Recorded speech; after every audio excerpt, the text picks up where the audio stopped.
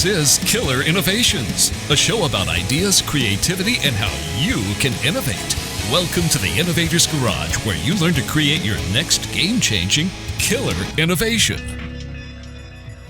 Welcome to Killer Innovations. I'm your host, Phil McKinney. Yes, it has been a little while since we've been live here in the studio. We are back here in Colorado in the studio. Glad to be back. We've been on the road for quite a bit. A lot of the shows that you've been listening over the last 2 or 3 weeks were shows that I had queued up that were some of them of being very important, some of them being very personal topics for me, with the most recent topic being the orphan innovations. And I'll give you a quick update on where we're at with orphan innovations, the orphan drugs, and a number of you have been emailing me on a current update and status on Caleb.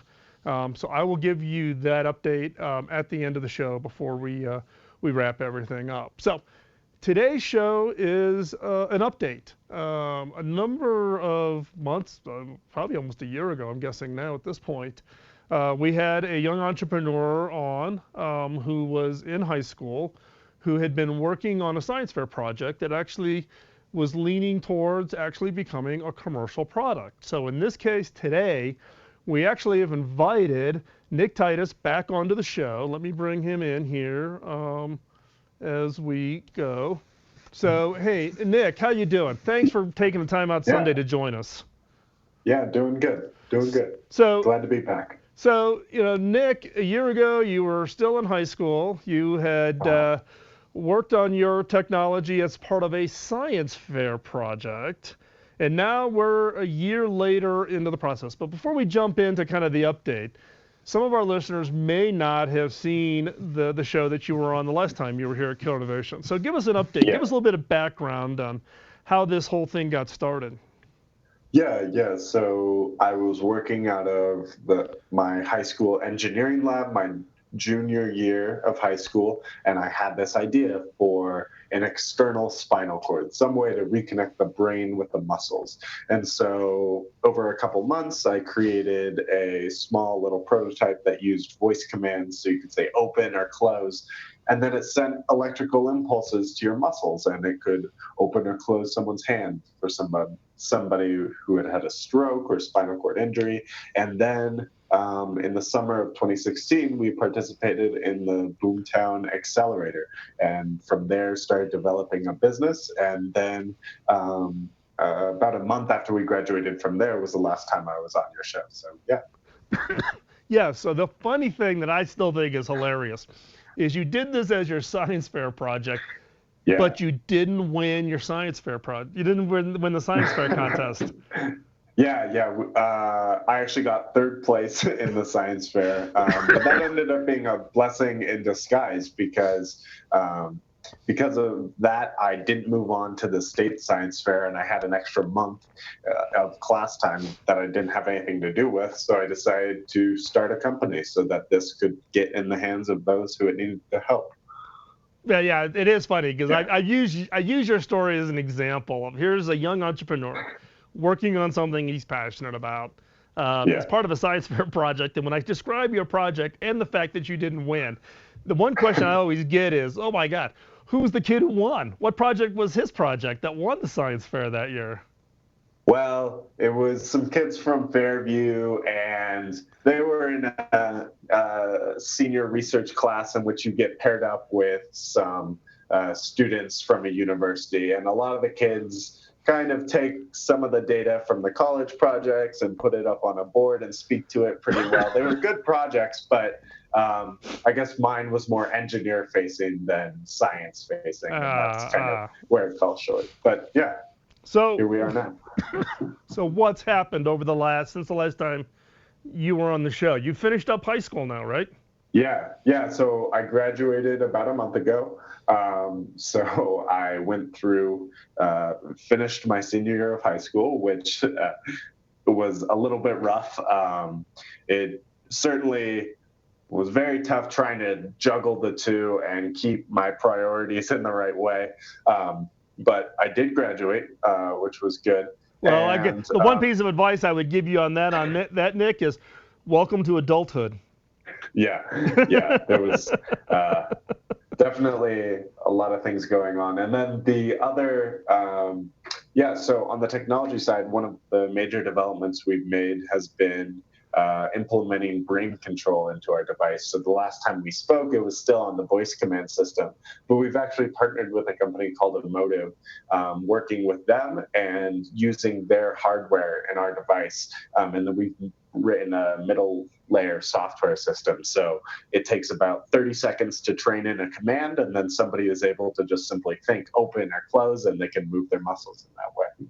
Great, great. Yeah. So you've had an opportunity to kind of talk more about your project. You've had a TEDx speech. Yeah, so I just gave a talk a few months ago at TechCrunch CU, which was a really exciting experience. I got to meet people doing all sorts of crazy things. And the through line of my talk was how naive curiosity solves unsolvable problems. So it was all about how just by being kind of naive to the challenges that'll be ahead, and by being curious enough to ask the right questions, you can really tackle things in a new way, and you'll bring those new perspectives, and you'll be able to make new innovations out of your limited resources. So do you really think then that the fact that you were in high school, you tried this project, that being naive was a big advantage for you? Yeah, definitely. I mean, if I knew now, if I knew back then what I know now of all the challenges that there would be of bringing this thing to market, it would seem very daunting. It would be a huge mountain of work, and I might be too afraid to even tackle it. But by just looking at the exact next step, I kind of kept it that tunnel vision that allowed me to just keep moving forward. So yeah, certainly, I believe that's been one of the keys to being successful. Who's been advising you?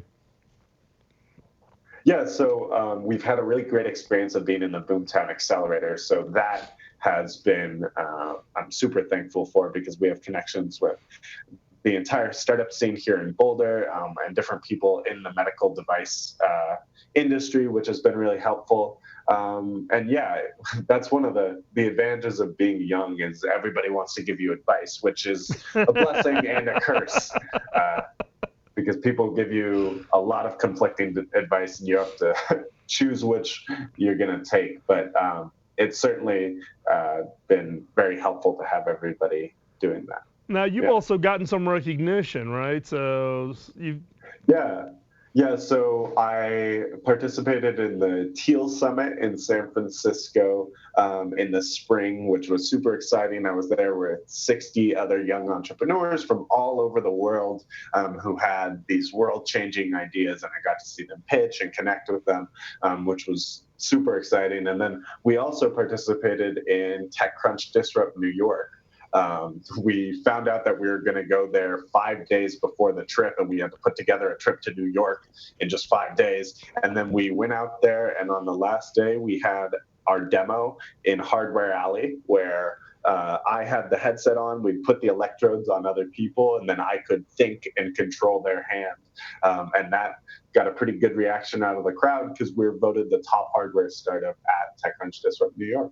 That's amazing, because I mean, TechCrunch Disrupt is really trying to find that next thing that's going to potentially transform people's lives. It totally could disrupt an industry. Yeah, certainly, and it was definitely an honor to be there, and then to receive that award was kind of mind blowing. We got a chance to be on the main stage, but there's a little bit of a scheduling issue. But now they're going to be TechCrunch is producing a video and an article along with that, really covering our technology and our story as well. Now, a lot of people may not know, but the Peter Thiel thing, Peter's known to actually pay people not to go to college. Right? It's part of his it's Peter's little thing that he has going on in the Valley. Yeah, Peter Thiel definitely has some kind of questionable ideas, but I would say that's one of his more sound ideas. Well, we're gonna take a quick commercial break here.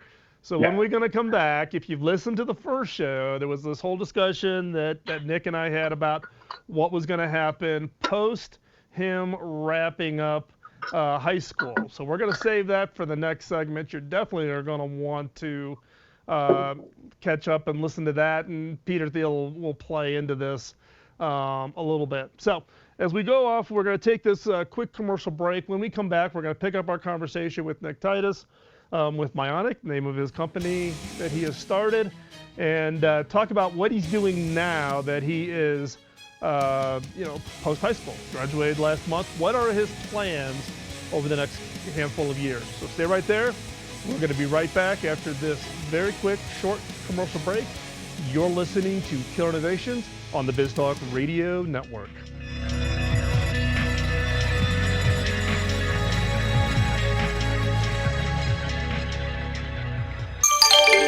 BizTalk Radio.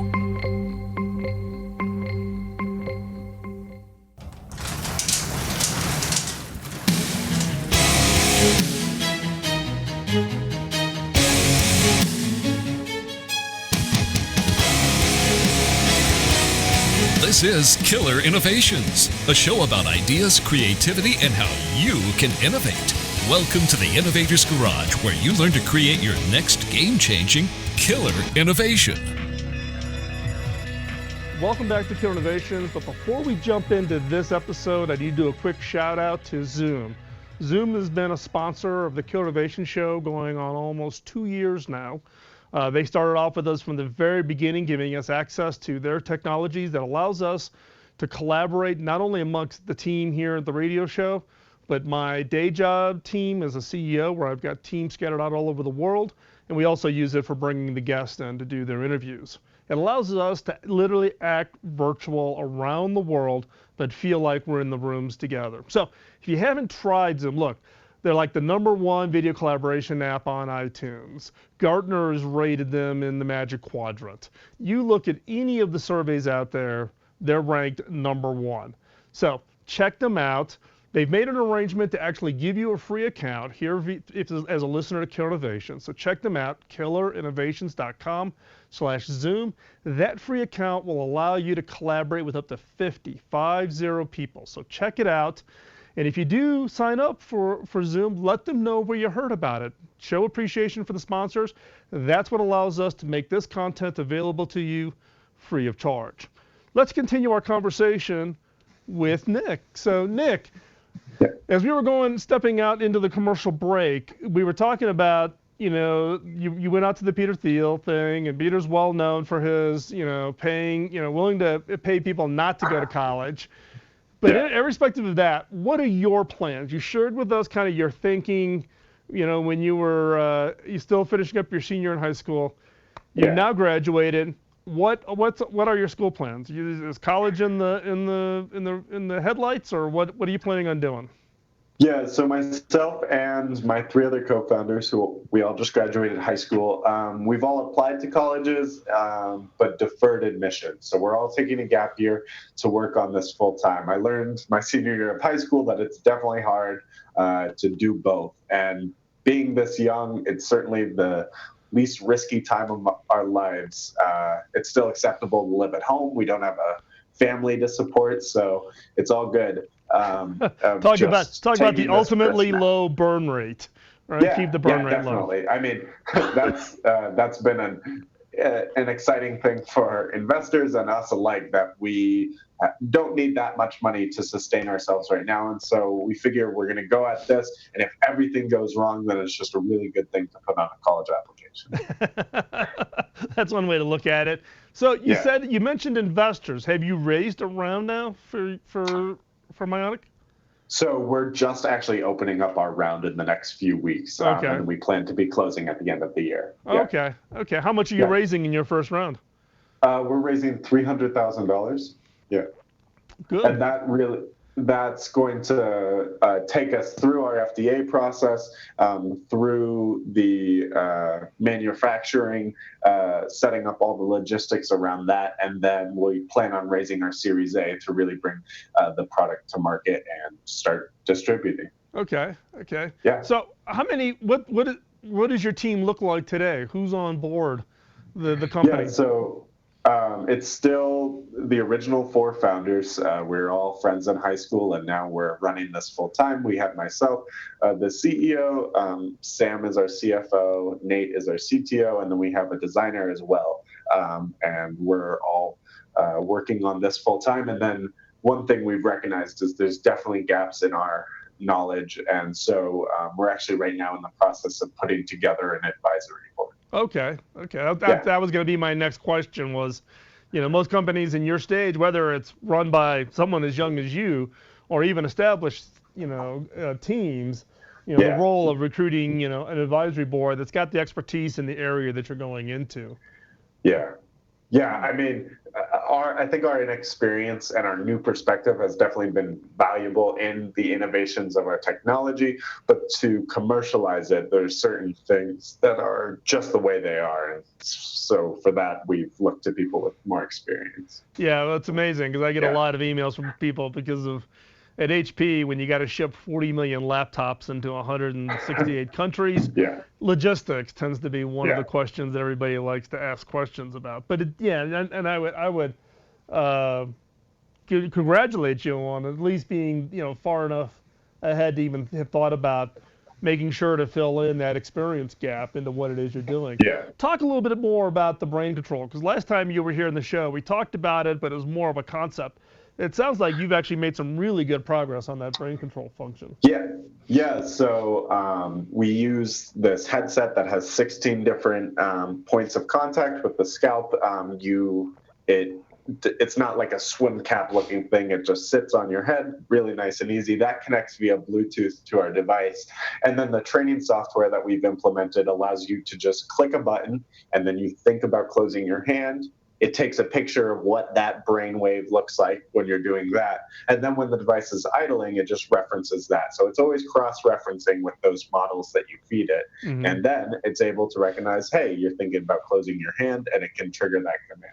And what's the fidelity of that control, right? Because if you're looking about trying to return control and motion to people who have either had injury, stroke, or whatever, what's the fidelity of that control with using the brain control?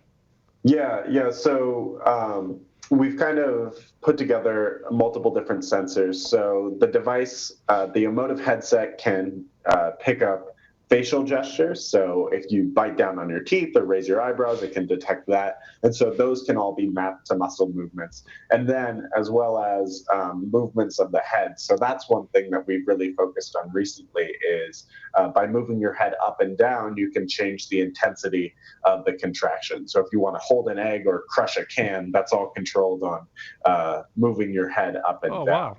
Wow. We've been able to achieve individual finger movement. You can bend your elbow. You're not going to be able to get fine motor control where you can write something down, but you can feed yourself or drink a glass of water, those little things that a lot of us take for granted. That is fantastic. That's probably more than I was even expecting, given it's only been a year since we last had the conversation on that. That is fantastic. Like 9 months. We're going to step out and take another quick commercial break here. But Nick, when we come back, I want to talk a little bit more about what your experience has been with trials, with actual people using it.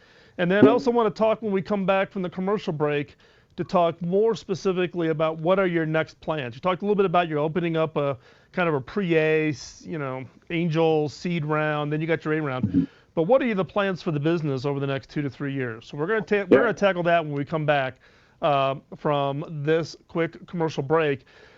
But in the meantime, let's, like I said, I'm going to give you a wrap up in the last segment of today's show about some of the things that we've talked about in previous shows, so you're not going to want to go anywhere on that.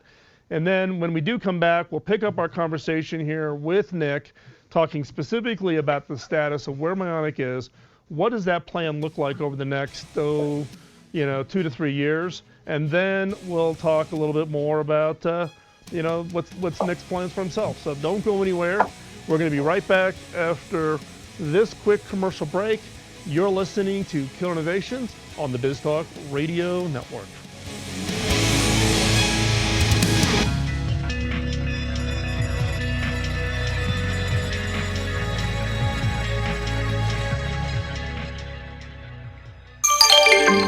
Biz Talk Radio.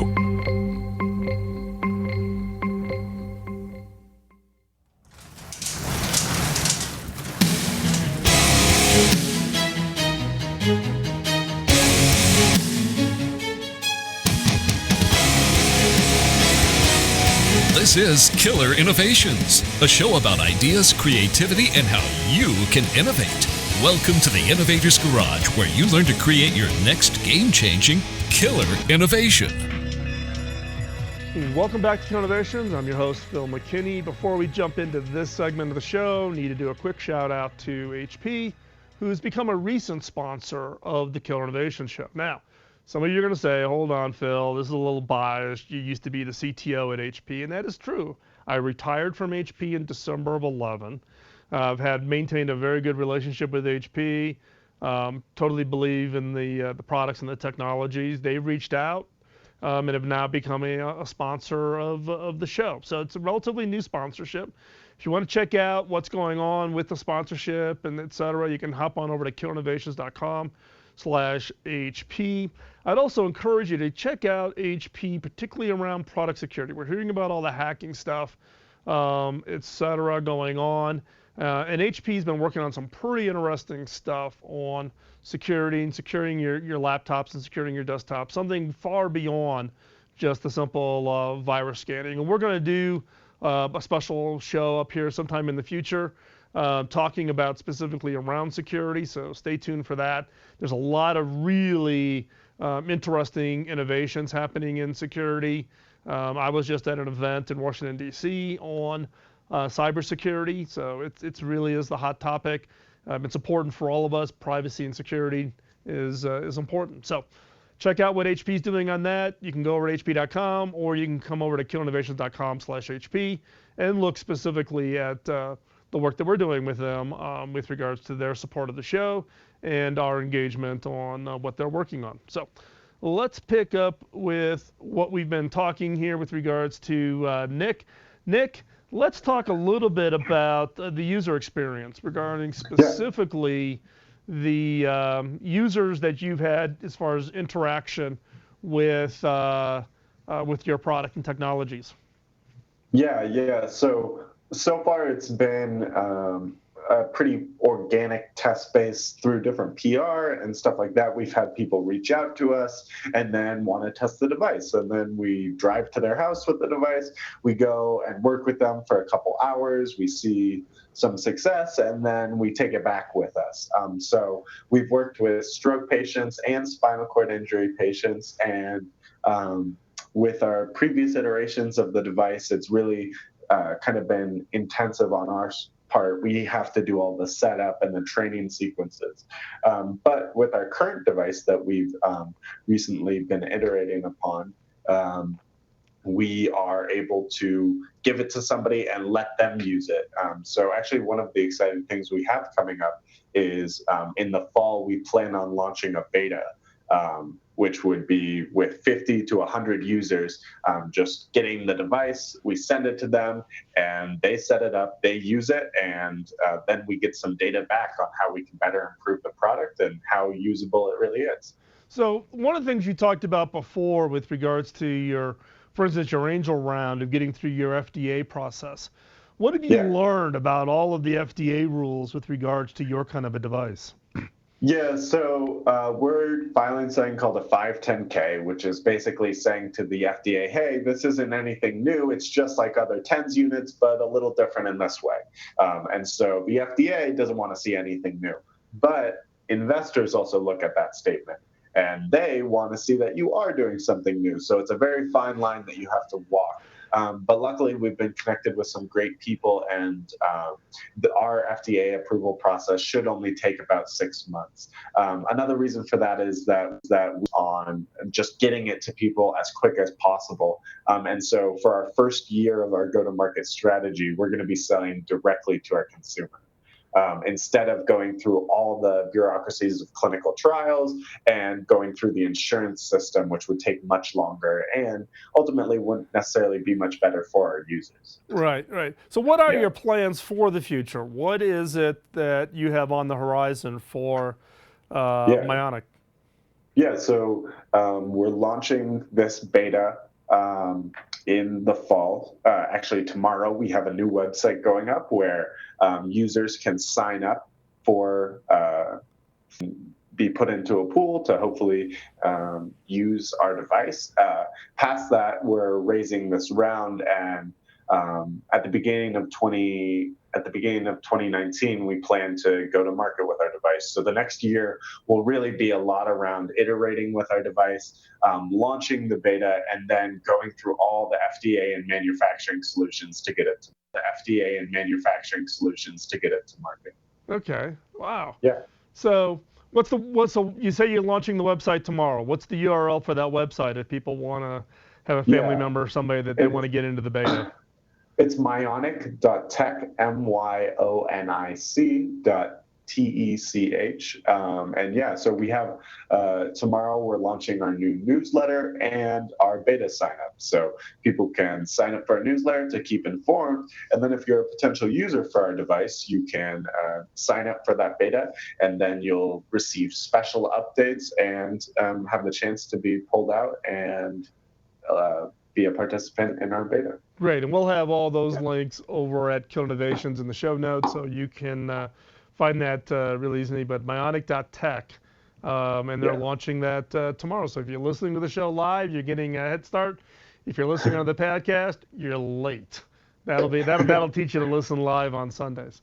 And then, so you've got the beta coming up, and then you talked earlier about you're working on an angel round, then you're going to raise your A round.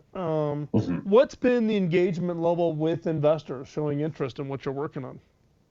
Yeah, so we're kind of in that, as a lot of our mentors have said, building investor relations, they don't want to see dots, they want to see lines. So you got to show them progress. They're not going to sit down in a single meeting. And so we've had a lot of initial coffee meetings with the investors, and we're kind of bringing them through the pipeline. And then in the middle of raising our round, we have this exciting development of our beta. So it's definitely a process, but we're kind of in the early stages of that. We've definitely seen some excitement around what we're doing, though. Well, that's great. Yeah. And then, where do you think the company is in 2 to 3 years? Are you going to continue with a sell direct model, or are you looking at other business models? Yeah. So in our first year of go-to-market, so 2018 will be strictly to consumer. We've been able to build the device for less than $1,000, which lets us keep the price very low for those users. And then beyond that, I think one important thing to stress is that this isn't our only product. So this is the main thing that we've been harping on. But we also have some other innovations, all in the space of helping people with disabilities regain what they've lost. And so we have some other technologies that we plan to launch in the next 2 to 3 years. Oh, great. So it's, that, I think that is also kudos to you and your thinking about trying to avoid being the one-trick pony, right? Yeah. That you only got you've only got one approach. So here's the question. You and I were talking before the show, even before we started the broadcast, about college, no college. You're doing kind of a gap year thing. Yeah. I think the question that a lot of people have is and you're in that position, kind of, is college the right thing or not the right thing? How do you think about it? Because you're a young entrepreneur. You're trying to balance between college and no college. How do you look at that? Yeah, so I was a really, really good student for 11 years. And then I found something that I was very passionate about. And once I found that, school kind of fell by the wayside for me. And there were definitely things I could have done better there. But I think if you find something that you have the capacity to work on full time, and if you're able to be passionate about and see that fulfillment in your work, for me, it was never really a hard decision. I know college is always going to be there if I decide that's what I need, but I think building real world experience and being able to apply what you have learned in school to the real world it's an experience that really can't be matched. And so that's why I made that decision. It never was something tough where I was having to weigh it very heavily in my mind. Perfect. Well, actually, Nick and I were talking because many of you know I dropped out of college in my junior year, a very similar kind of story. So I have my own opinion, and a lot of people ask me, but my memories are a little faded from the late 70s. So Nick's is a little bit more recent. So we're gonna step off and do a quick commercial break. When we come back, I've asked Nick to kind of prepare some advice to you, the listeners, based on what he's learned over the last year of coming up with the idea and then actually now having his business and doing this full time post his high school graduation. So when we come back, you want to catch Nick's advice on what he's learned over the last year. So stay right there. We'll be right back. Biz Talk Radio.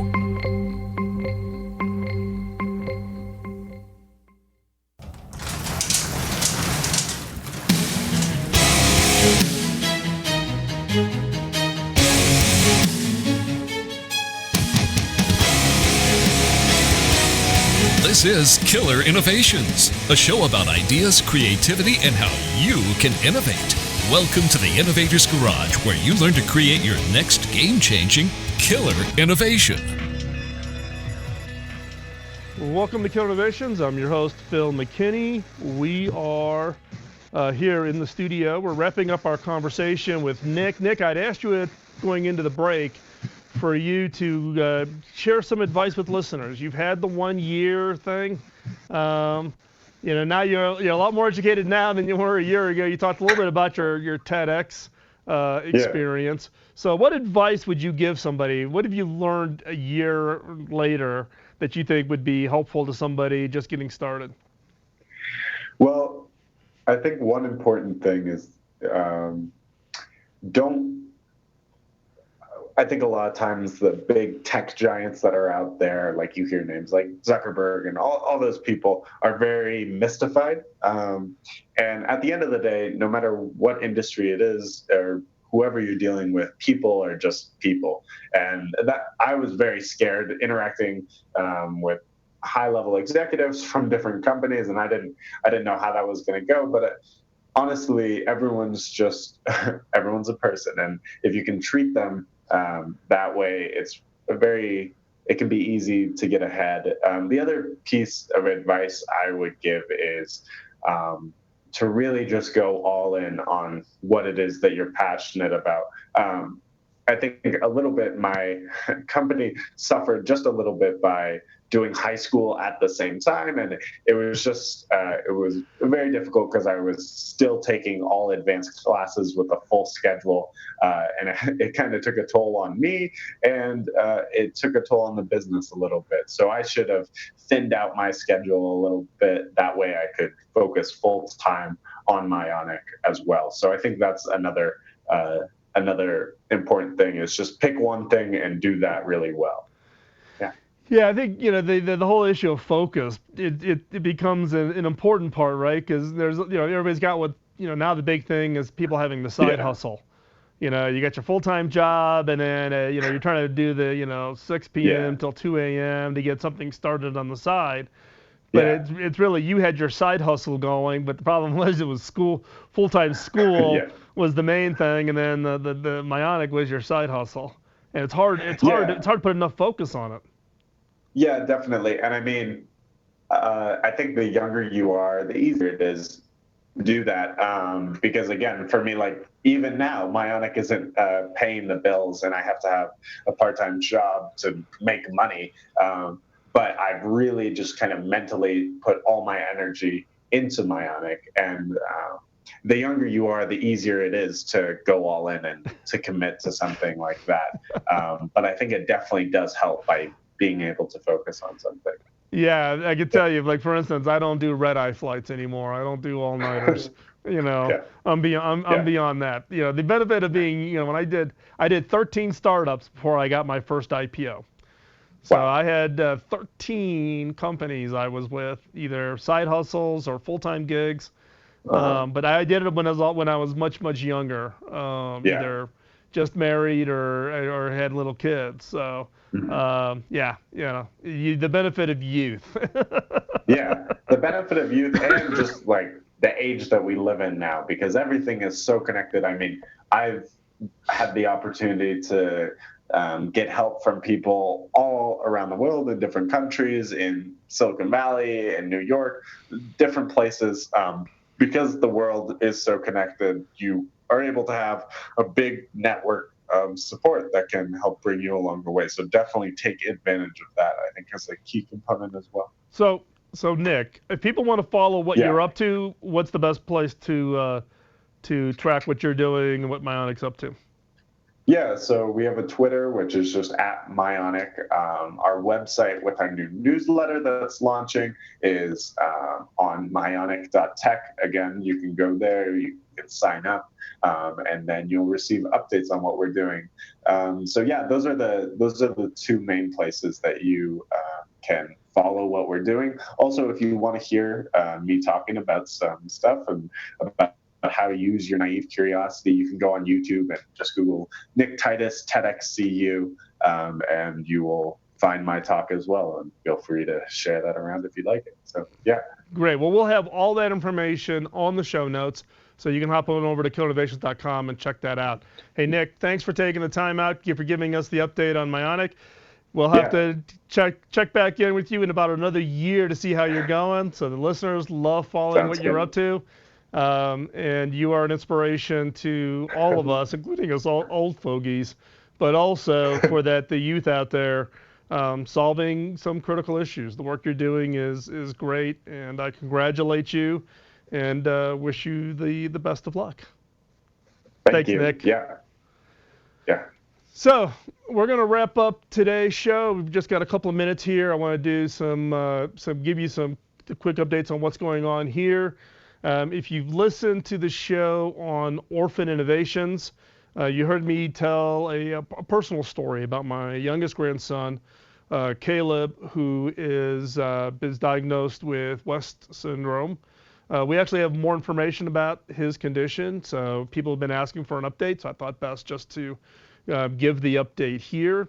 And that is the fact that his DNA sequencing has been completed. We have found the cause for his condition. It's what's called a microdeletion. It's a very specific microdeletion, and I don't have my notes here in front of me on the exact microdeletion. So this is a long-term condition for Caleb. We don't know what the outcome is. I'll put that in just as a quick little note in the show notes so you can find it over there, or maybe I'll tweet it or whatever for those that are interested in the very specific condition. A number of you have sent us emails on articles you've read on West syndromes and offers for introductions to doctors, and I can't tell you what that has meant to our family. I greatly appreciate your support for what we're going through. Just so you know, we will be spending more time with Caleb and my daughter and son-in-law and my other two grandkids in Florida. So we're working arrangements to be spending more time with them to help them out. So we will continue to be doing the show. Nothing changes. Nothing is going away. But we may be doing more pre-recorded shows than we've been doing in the past. But I do greatly appreciate your support. And with that, I again thank you for all of your offers of prayers and kind thoughts. It means a lot to myself and my family, and we greatly appreciate it. With that, we're going to wrap up this week's show. Stay connected. Hop on over to killinnovations.com, and we'll talk to you soon. Don't let the innovation antibodies get you down. Keep on innovating. Take that idea and change the world. We'll talk to you next week.